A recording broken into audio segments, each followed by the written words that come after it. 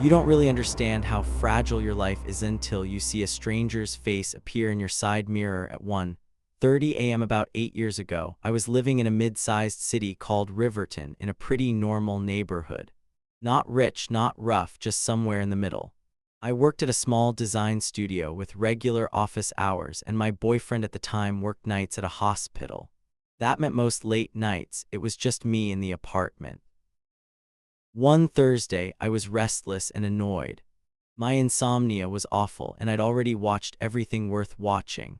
Around 1:00 a.m., I decided to drive to a 24-hour convenience store downtown to grab snacks and an energy drink. It was only a 10-minute drive, and I'd done it before without any issues. The store sat right off the main road with a side parking lot that wrapped around the back. The front of the building was bright, with big glass windows and flickering neon signs. The back lot, though, was darker than I remembered. One light was out and the rest threw weird shadows across the asphalt. I parked near the side of the building, locked my car, and headed toward the entrance. I had to pass the corner where the dark side lot opened toward the brighter front area.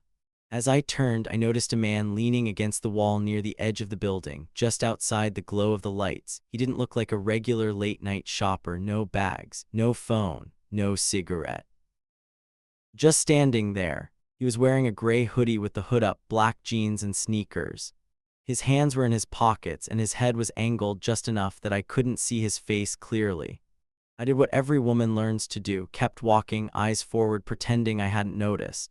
"Evening," he said. His voice was low and flat, not friendly, not frustrated, just focused. I gave a quick "hey" and kept moving. I could feel him watching me as I went through the automatic doors. The store was mostly empty. Just the cashier, a young guy with earbuds in, and an older woman browsing the cold drinks. I tried to shrug off the feeling and walked slowly through the aisles, picking up chips and a bottle of soda. I took a little longer than I needed to, hoping that if the man outside was waiting for something, it wouldn't be me. When I finally stepped up to the counter and set my things down, I glanced out the window toward the front lot. I didn't see him. I should have felt relieved. Instead, my stomach dropped. I felt uneasy because my car wasn't in the front lot. It was around the side. I paid quickly and tried to sound casual as I asked the cashier, "Hey, do you guys have cameras outside, in the side lot?" He shrugged without looking up. "Yeah, I think so. Why?" "There was a guy hanging around the corner when I came in. Just a weird vibe." The cashier finally looked at me then, like he was trying to decide whether I was overreacting or not. "You want me to walk you out?" he asked. I shook my head. "No, it's fine, just if I come running back in, call the police." He laughed like I was joking. I wasn't. I stepped out into the night air, which felt heavier than it had 15 minutes earlier. The front of the store was still bright, but as soon as I moved toward the side, the shadows swallowed most of the light. That was when I heard it, not footsteps. It was not a voice, just a soft, quick click like a car door handle being tested. My heart started pounding. I forced myself to keep walking, every instinct screaming at me to turn around and go back inside. As I came around the corner of the building, I saw my car and my blood ran cold. The man in the gray hoodie was standing next to the driver's side door, his hand on the handle. He wasn't looking at the car. He was looking straight at the corner where I had just appeared, like he'd been waiting for me. For a second, both of us froze. The only sounds were the buzzing of the parking lot lights and a distant car on the main road. "Is this your car?" he asked. I didn't answer. I just held up my keys so he could see the remote in my hand, my thumb already on the alarm button. "Back away," I said, trying to keep my voice steady. He didn't move. "I just wanted to ask you something," he said, taking one small step closer. "You live around here?" I pressed the alarm button. My car exploded with sound and flashing lights. At the same time, I took several steps backward toward the front of the store. The man flinched, his head snapping toward the entrance like he was checking to see if anyone was watching. The doors slid open behind me and the cashier leaned halfway out, frowning. "You okay?" the cashier called. The man in the hoodie gave me one long, unreadable look, then turned and walked quickly away across the lot toward the dark side street. He didn't run. He didn't look rushed. He just walked like he already had somewhere else to be. I shut off the alarm and stood there shaking. The cashier hovered in the doorway. You want me to call someone? He asked. I shook my head. Can you watch from the door while I get in? He nodded and stayed there while I hurried to my car, unlocked it, and slid inside. I hit the lock button before I even pulled the door shut. My hands were trembling as I started the engine. As I drove off, I checked my mirrors again and again. For a moment, I saw a shape on the corner of the side street, but I couldn't tell if it was him or just a shadow. When I finally made it back to my apartment, I parked as close to the entrance as I could and practically sprinted to the door. That night, I didn't sleep at all. I lay there thinking about how quickly things had almost gone very wrong. If I had parked farther back, if my car didn't have an alarm, if the cashier hadn't opened the door when he heard the noise. I still go to late-night stores occasionally, but I never, ever park on the side of a building anymore.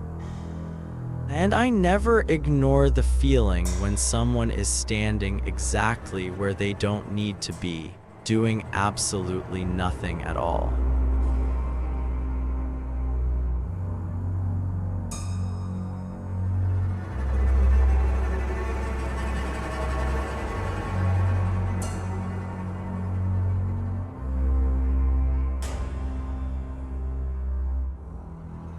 There's a special kind of fear that comes from hearing your name spoken by a stranger who should not know you exist. When I was 15, I lived in a neighborhood called Maple Heights, just outside a bigger city. It wasn't rich, but it was safe enough that my parents let me have my phone and stay up late on weekends as long as I stayed inside. At that age, I had just gone through what I thought was a serious breakup. It was just a school boyfriend, but back then, it felt like the end of the world. One Saturday night, my best friend Lee told me she'd call late to check on me. I stayed up scrolling through messages, staring at my wallpaper and listening for the ringtone. Midnight came and went, then 1:00 a.m., then 2:00 a.m. The house was silent and dark and everyone else was asleep. At around 2:30 a.m., my phone finally rang. I didn't even look at the screen. I just answered and started talking. "You will not believe what he said today," I started. He made it sound like it was my fault. The voice that interrupted me was not Lee's. It was low, rough, and slow, like the speaker was dragging every word up from the bottom of their throat.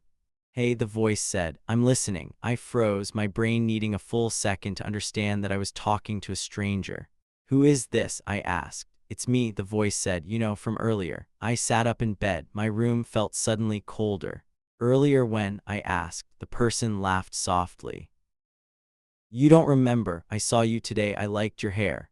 Every nerve in my body went on high alert. At first, I thought it had to be a prank. Maybe someone from school is messing around. "If the situation is a joke, it's not funny," I said. "What are you wearing?" the voice asked. That's when I realized this wasn't a kid from class.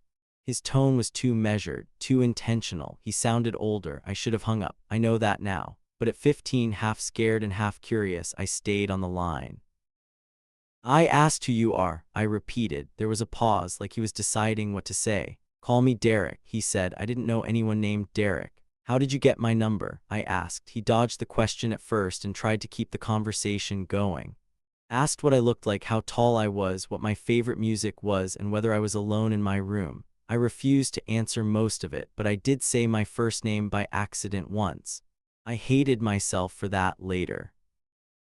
When I pressed him again about the number, he finally said, "A girl gave it to me at a house party. Maybe she wrote it wrong. Lucky for me, I didn't go to parties. I barely left the house outside of school." "You've never met me," I said flatly. "That's not true," he replied. "I've seen you. You take the bus, right?" My heart dropped into my stomach. He started describing my usual route. The streets, the intersection where we stopped every morning. He knew the color of my backpack, the pattern on my jacket. "I've been trying to find the right time to say hi," he said. "You always look distracted." I remember going completely silent then. Every memory of walking home, sitting pressed against the bus window, staring at my phone, all of it suddenly felt like a scene someone else had been watching from behind glass. "I'm hanging up," I said. He snapped, and for the first time his voice carried something sharp. "I just want to talk. I like your voice." I hung up anyway. For the next month, the calls kept coming. Always late, always when the house was quiet. Sometimes he'd call at 1:00, sometimes at 3:00. Sometimes he'd say nothing at all, just breathe and listen. I stopped sleeping well. I jumped every time the phone buzzed, even during the day. I told Lee and she told a couple of our other friends. They said they'd answer next time and pretend to be my older brothers and scare him off. But I knew they were just as freaked out as I was. One night I was at the mall with Lee when my phone rang again. I stared at the screen. Unknown number. The situation remained the same as before. "Is that him?" Lee asked. I nodded. "Give it to me," she said. I handed over the phone, my hands sweating. She answered the speaker. "Listen," she started, her tone colder than I'd ever heard it. "This is not a cute game. She's 15. If you call this number again, we're going to the police." The voice on the other end sounded annoyed. "Relax," Derek said. "We're just talking." A grown man calling a teenager in the middle of the night, she shot back. "You're not just anything. Lose this number." She hung up before he could answer. For a few weeks, things were quiet. I almost let myself believe it was over. Then one night my phone buzzed at 3:10 a.m. This time the number wasn't unknown. It was the exact same sequence, saved now as do not answer in my contacts. My stomach twisted. I didn't pick up, but the call didn't stop. He called again and again. He called me 5 or 6 times in a row. Finally, I silenced the phone and put it face down. I tried to sleep. Maybe an hour later, my bedroom window flashed with lights, blue and white, headlights. I crept to the window and pulled back the curtain a few inches. A car I didn't recognize was parked across the street. Someone sat inside, the glow from the dashboard lighting up part of their face. I couldn't see much, but I could tell they were looking in the direction of my house. My phone buzzed again on the nightstand. I forced myself to pick it up and look. New message from Do Not Answer. "Nice house. You should close your curtains." My vision blurred. My chest felt like it was shrinking. I woke up my parents right then, shaking and babbling about the calls, the car, and the man who knew my bus route. Immediately, my dad stepped outside, only to discover that the car had disappeared by the time he reached the street. The next day, we went straight to the police station. They took it more seriously than I expected. They asked us to block the number, keep records of any new calls, and report any suspicious cars. Thereafter, the number stopped calling. There were no further messages sent, no more late-night ringing, but I never forgot that last text. I still remember the way he described seeing me on the bus, or the feeling of having my private little teenage world peeled open by someone I had never chosen to share it with. I don't answer unknown numbers anymore, and I hardly ever sit near bus windows. Sometimes the most terrifying creatures aren't the ones lurking in the shadows. They're the ones who learn your schedule, your voice, your habits, and wait until you are alone at 2 a.m. to let you know they've been paying attention.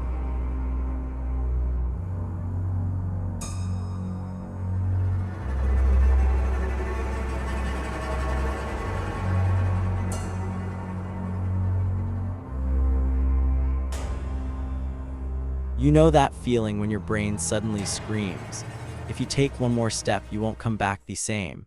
I was 17 when this event happened, living in a town called Greenridge. Greenridge was a place where everyone knew each other's last names, and the biggest drama usually revolved around who had broken the curfew. My best friend at the time, Kayla, was the opposite of me. Loud, fearless, always pushing for something exciting to happen. One weekend, I was sleeping over at her house. We watched movies and ate junk food, and by the time we checked the time, it was almost midnight. Kayla stood up suddenly. "Let's go out," she said. "Out where?" I asked, already knowing I'd hate her answer. "Just a walk, maybe down to the park." Her mom was strict and thought we were already asleep. I pictured us getting caught sneaking back in and grounded for a month. "Hard pass," I said, pulling the blanket up. "Your mom will kill us." "Then I'll go alone," she replied. That shut me up. Something in me twisted at the idea of her wandering around at night. Greenridge was small but not harmless. There'd been break-ins, a couple of assaults, weird stories that floated around about people trying to lure kids into cars. "Fine," I sighed. "I'm coming." We slipped out the back door, past the sleeping houses and carefully mowed lawns. The street was quiet, just the occasional porch light glowing like a small fire in the distance. We were barely a block away when we saw them. Two men, maybe in their early 20s, standing near a stop sign that someone had halfway pulled out of the ground. One of them was leaning against it, laughing. The other man was trying to pull the stop sign completely out of the ground. They were big, tall, broad-shouldered, and wearing dark hoodies and jeans. As we got closer, the smell indicated that they were also very drunk. Kayla didn't hesitate. She walked straight toward them like this was no big deal. "Hey," she called out. I wanted to grab her and drag her back, but my legs kept moving anyway, pulled along by the horrible thought of her going toward them alone. The taller guy looked us up and down, slow and obvious. The other one grinned, showing crooked teeth. "Out a little late, aren't you?" he asked. Kayla smiled like the affair was all fun. "Could say the same to you." They asked our names. I impulsively provided a fake name. Kayla, of course, gave her the real one. They asked where we were headed. Kayla said, "Nowhere yet." "The park's boring," the shorter one said. "You should come to our spot." I didn't like the sound of our spot. I felt a shiver run down my spine. "We're good," I said quickly. "Just walking." The tall one ignored me. "Come on," he insisted. "We are just 5 minutes away. We've got music, drinks." Kayla looked at me. "Please," she whispered. Just for a bit, something in my chest squeezed. I wanted to scream at her. I wanted to drag her home. But I knew if I refused completely, she'd stay with them anyway, so I tried to thread the needle between stupid and protective.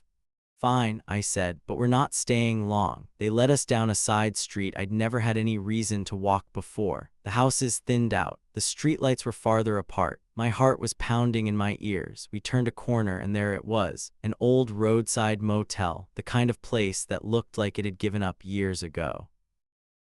Paint peeling, half the signs missing letters, and a few windows boarded up. "Is this your spot?" I asked. "Yeah," the shorter one said proudly. "We chill here. The owner doesn't care as long as we don't break anything." They led us to a door on the second floor. The hallway smelled like stale cigarettes and cheap air freshener.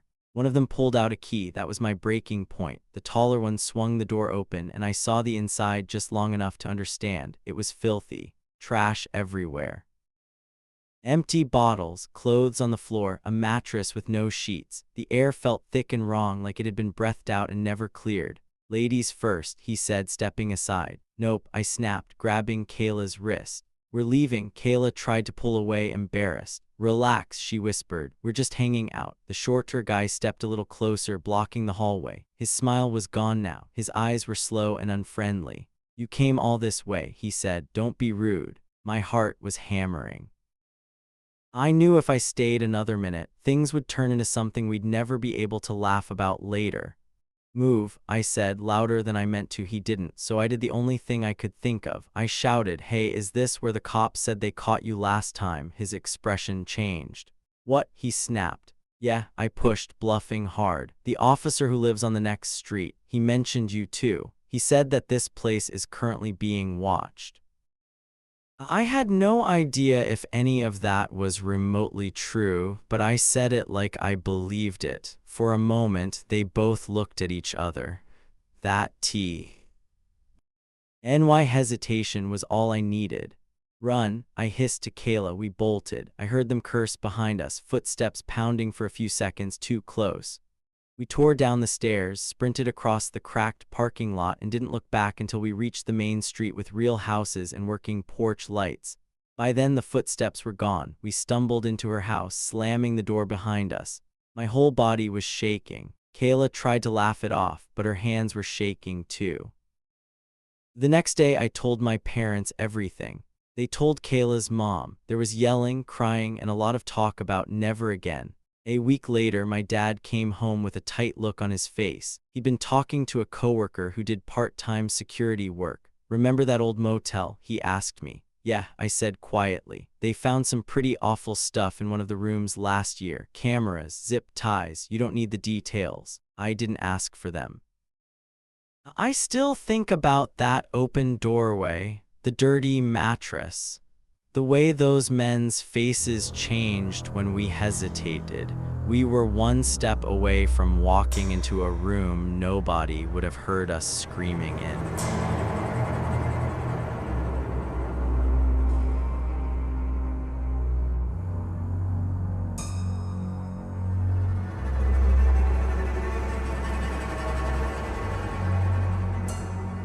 If I had stepped out of my car that night, I don't think I'd be here to tell you what happened.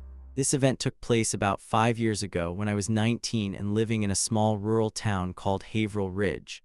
The kind of place where the roads were narrow, the houses far apart, and the woods always felt like they were hiding something. I attended a community college about 20 minutes from home. My friend Evan lived even farther out, closer to the foothills, where the roads wind like snakes. One Wednesday night, we stayed late working on a project. We were sitting at his dining table surrounded by textbooks and coffee mugs. By the time we finished, it was almost 11:30 p.m. I should have stayed over. I should have asked his parents to let me crash on the couch. But I didn't. I said goodnight, grabbed my backpack, and got into my old silver Honda. The night was cold and foggy. Not horror movie fog, but just thick enough that the glow from my headlights seemed smaller than usual. The road leading back to town was a two-lane strip with no streetlights, just dark woods on both sides. I'd driven it 100 times in daylight, but at night it felt entirely different, quiet, empty, isolated. About 10 minutes into the drive, I rounded a sharp bend and slammed on my brakes so fast my seatbelt locked across my chest. A pickup truck with a camper shell was sitting sideways across the road, blocking both lanes entirely. At first I thought, okay, maybe a crash. But the truck didn't look damaged. No dents, no broken glass, no skid marks. It was just parked there, perfectly angled to block anyone from getting past. The hairs on my arms stood up. I flicked my headlights to a high beam. Inside the truck, someone was slumped forward over the steering wheel. A man, I think. His head hung down like he was unconscious or pretending to be. "Stop," something inside me whispered. But reversing on a narrow road is challenging, especially when your heart is hammering in your chest. I shifted into reverse and started slowly backing up, trying to stay straight. I knew there had been a small gravel pull-off about 100 yards behind me. If I could get back to it, I could turn around and head back to Evan's house. I kept checking my mirrors, inching backward. My palms were slick on the steering wheel, then I looked forward again. And the man who had been slumped inside the truck was no longer inside it. He was walking toward me fast. My stomach dropped. No, I threw the car into reverse harder, picking up speed. My tires fishtailed a little on the damp road. I kept glancing between mirrors and the windshield, but when I looked forward again, the truck's camper shell opened. 2 more men climbed out. I swear my blood went cold. They jumped down and they weren't stumbling or confused. They looked coordinated. Deliberate. They spread out slightly like they were trying to block my escape. One of them shouted, "Hey, stop," not a request, a command. I floored it in reverse, praying I wouldn't hit a ditch. The road blurred behind me as I sped backward toward the pull-off. The moment my rear wheels hit gravel, I cranked the wheel and felt the entire car shudder as it swung around. Just as I put it into drive, something slammed against the passenger door. I didn't look long enough to see what. All I saw was a man's face, dirty and wild, with eyes wide like he was high or desperate. He yanked at the handle violently. Thank God my doors lock automatically when the car moves. I hit the gas so hard the engine screamed.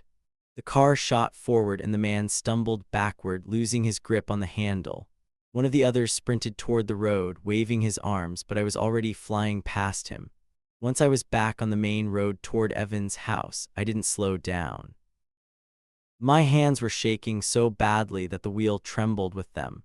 Every few seconds I checked the mirror, expecting headlights to appear. None did. When I finally saw Evan's driveway, I pulled in so fast I nearly missed the turn.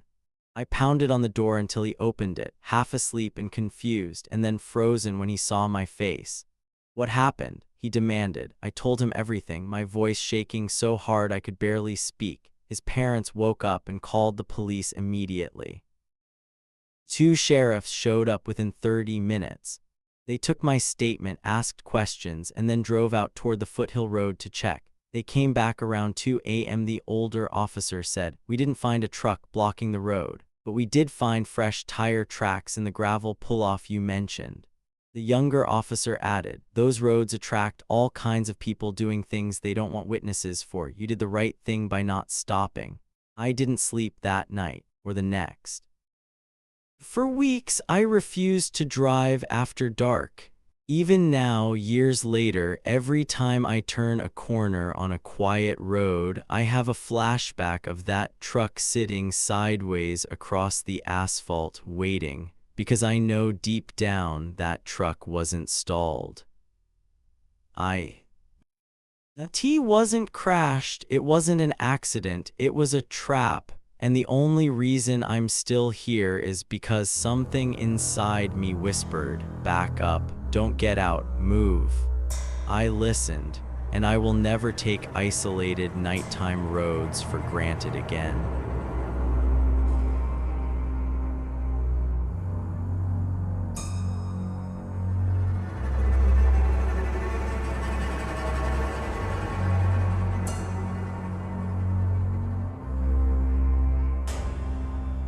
The scariest part wasn't the old man asking me if I was his daddy. It was the second man, the one hiding in the trees, listening. This event happened about 2 years ago when I was living just outside a small Irish town called Brayford Hill.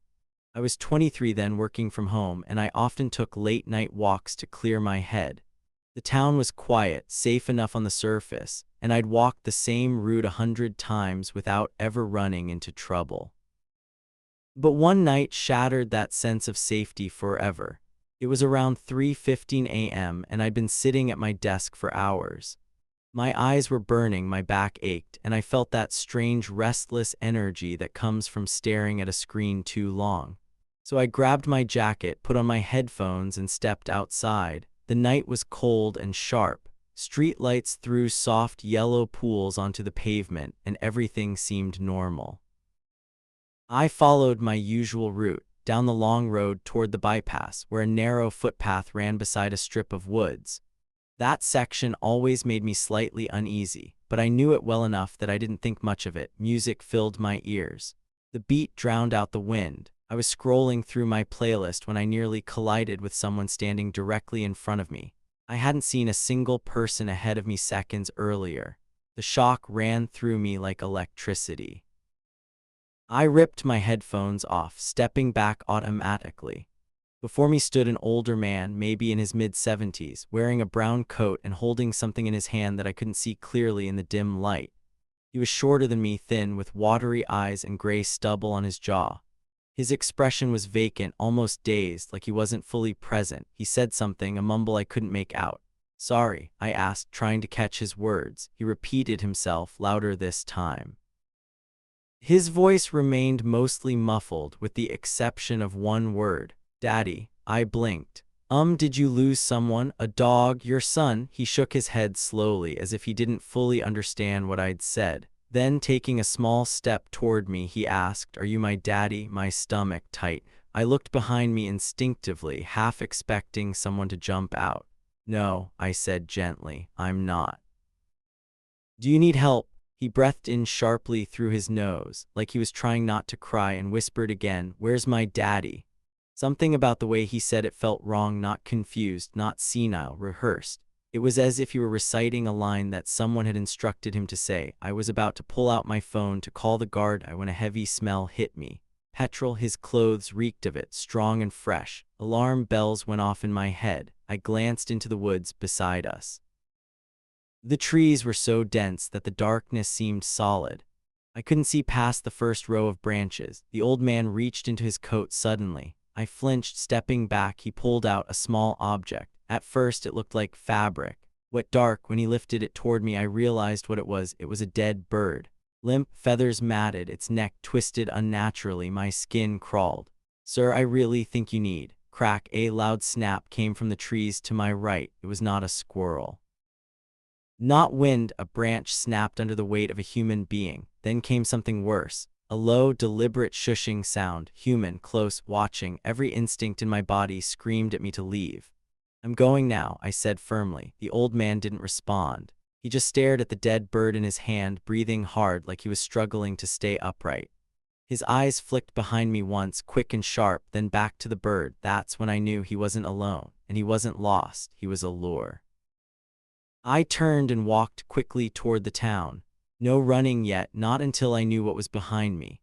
My footsteps echoed on the pavement, too loud in the silence. Then I heard them, new footsteps, heavier, faster. I broke into a sprint. My breath burned in my throat as I ran toward the pedestrian crossing, the bright lights of the town ahead like a lifeline. I risked one glance over my shoulder. A large man, a head shaved completely bald, had stepped out of the woods. He had one hand on the old man's shoulder, guiding him back inside the tree line. His other hand held a flashlight, the beam slicing through the branches like a knife. And he was staring directly at me. The old man didn't resist. He let himself be led, clutching the dead bird like a child clutching a toy. I didn't stop running until the woods were far behind me and the streetlights of town wrapped around me like a shield. Even then, I kept checking over my shoulder, expecting them to appear. When I got home, I locked every door and window and sat awake until sunrise, replaying everything again and again. The next day, I checked the news, expecting to see something. A missing elderly man, a confused wanderer, anything. There was nothing. Nobody in town reported seeing an old man in a brown coat. Nobody mentioned a bald man in the DS. No one talked about anything strange that night. It was like they had never existed at all. And maybe that's the part that still haunts me, because I know what I saw, I know what I heard. I know the old man wasn't actually looking for his daddy. And I know the man in the trees was waiting. I don't want to imagine what he was waiting for. All I know is this: I never walk near those woods anymore. And when people ask why, I tell them the truth. Because somewhere out there, a man is teaching an old, broken soul to repeat one horrifying line to strangers at 3 a.m. and another man is listening from the darkness, deciding who should disappear next.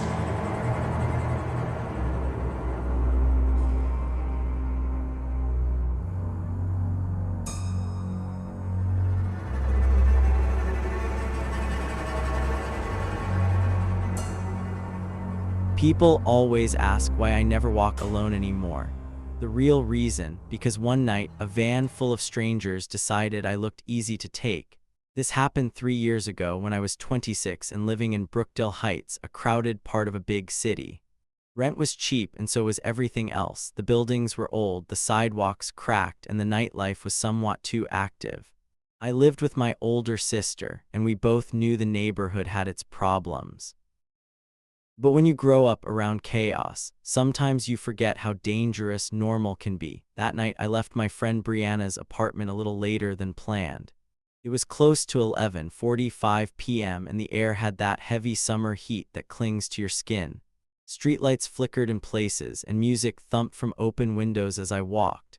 I wasn't scared, just worn out and ready for bed. I was wearing black high-waisted leggings and a pink crop top. Nothing fancy. Nothing that should have drawn attention. Halfway home, about 10 minutes from my apartment, I noticed a white van rolling slowly behind me. I didn't think much of it. In Brookdale Heights, vans, cars, and random guys creeping were practically background noise. I crossed the street like I always did when something gave me a weird vibe. The van disappeared down a side road. I sighed in relief. Until it didn't disappear, it came back. It pulled up on the opposite side of the street, matching my pace exactly. 2 men were inside. I could see clearly through the open passenger window now. Their faces looked similar, almost like brothers. Dark hair, sharp jawlines, eyes locked on me. "I'm not interested," I said loudly. Sometimes a firm voice is enough to make creeps go away. Not these men. They stayed beside me, driving at walking speed. I crossed the street again. They turned the corner and circled around, appearing on the new side with me like a mirrored shadow. I felt my chest tight. This wasn't flirting. This wasn't street trash behavior. This was tracking, calculating. I walked faster. They slowed down. Adrenaline surged through me. My hand tightened around my phone. I switched sidewalks again, hoping a passing car would distract them. But just like before, they looped around the block. They kept doing it. Every street I crossed, they followed, still smiling, still watching. The streets got quieter as I headed deeper into the residential area. Fewer cars, fewer people, fewer ways to escape. My instincts screamed to get inside somewhere. A gas station, a store, anything, but everything nearby was closed. I was trapped under broken streetlights with 2 men who clearly weren't going to stop. Then finally, they sped ahead of me and disappeared. For a moment, I let myself breathe. Maybe they got bored. Maybe they found someone else to harass. Maybe they were gone. Just to be safe, I pulled out my phone and tapped my sister's name. Before I could hit call, the van shot up beside me again, fast. The side door slid open. One of the men jumped out, gripping the handle of the back door with one hand while reaching toward me with the other. His chest was heaving. His expression was pure intent, not drunk, not confused, not mistaken. He knew exactly what he was trying to do. My body went cold. My legs refused to move. My brain screamed, "Run!" But I didn't run. I did something else, something I didn't even fully think through. I lifted my phone toward him, kept my face steady, and said the first thing that came into my head. "You're live on video. My friends are watching, and the police already have your license plate." None of it was true, not one word, but he didn't know that. His entire body froze. He stared at my phone like it was a loaded gun pointed at his chest. The driver yelled something in a language I didn't understand. For one long second, none of us moved. Then the man backed up, grabbed the door handle, jumped into the van, and slammed it shut. The tires screeched. The van shot forward. It disappeared around the corner so fast the air shifted in its wake. I stood there shaking, my heart pounding so violently I could feel it in my fingertips. The street was silent again. Too silent. I ran the rest of the way home. When I burst through the door, my sister looked up from the couch, startled. One look at my face, and she knew something was wrong. I told her everything. She wrapped me in a hug and didn't let go for a long time. The next morning, we filed a report, but we didn't have the license plate. I hadn't actually been recording. The police said they'd keep an eye out, but without details, there wasn't much they could do. For weeks after that, I couldn't step outside without feeling watched. I jumped at every van, every loud engine, every pair of footsteps behind me. The worst part was realizing how close it had been. If the street had been any quieter. If I had been distracted for even a second, if they had jumped out faster, I would not have been able to outrun two grown men. And there would have been no one to hear me scream. Now, whenever people ask why I refuse to walk alone, even during the day, I just say the same thing. Because once you see how quickly a stranger can try to take you off the street, you never look at an empty sidewalk the same way again. And because that night, my voice and one desperate lie was the only thing that saved my life.